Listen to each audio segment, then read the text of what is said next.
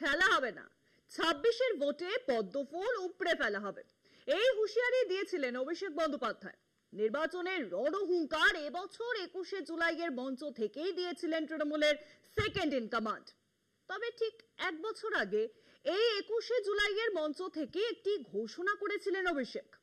2024 সালের 21শে জুলাইয়ের সভামঞ্চে সাংগঠনিক রদবদলের কথা ঘোষণা করেন তিনি। যেমন বলা তেমনই কাজ।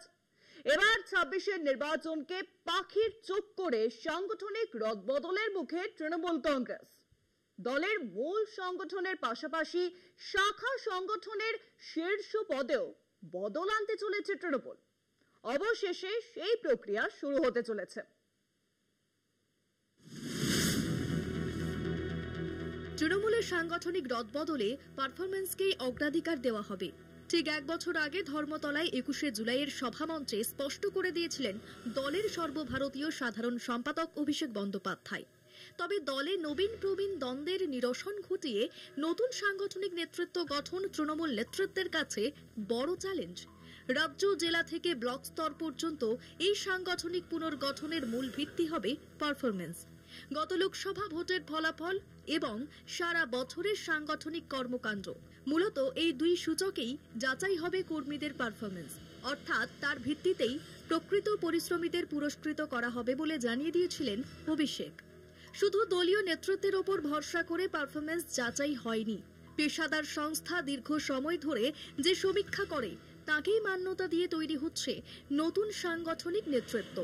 মুখ্যমন্ত্রী তথা তৃণমূলের সভানেত্রী মমতা বন্দ্যোপাধ্যায়ের অনুমোদন সাপেক্ষে তা প্রকাশ করার কথা। তবে লোকসভা ভোটে যেসব আসন তৃণমূল হেরে গিয়েছে, সেখানেও যারা নিষ্ঠা ভরে কাজ করেছে তাঁদেরও সংগঠনের গুরুত্বপূর্ণ পদে নিয়োগ করা হতে পারে বলেই সূত্রের খবর। ঘনিষ্ঠ বা অনুগতদের দলে ঠাঁই করে দেওয়ার যে পদ্ধতি তা বাতিল করে কর্মদক্ষতাই বিচার্য বলে জানিয়ে দিয়েছেন অভিষেক। এক্ষেত্রে পেশাদার সংস্থার প্রতিনিধিদের সংগ্রহ করা তথ্যকেই বিশেষ গুরুত্ব দেওয়া হচ্ছে। দলীয় সূত্রের খবর, পুরনো বা নতুন এই বিভাজনের থেকেও এলাকায় সংশ্লিষ্ট ব্যক্তির গ্রহণযোগ্যতাকে গুরুত্ব দেওয়া হচ্ছে নেতৃত্ব বাছাইয়ে। বছর ঘুরতে না ঘুরতেই বিধানসভা নির্বাচন।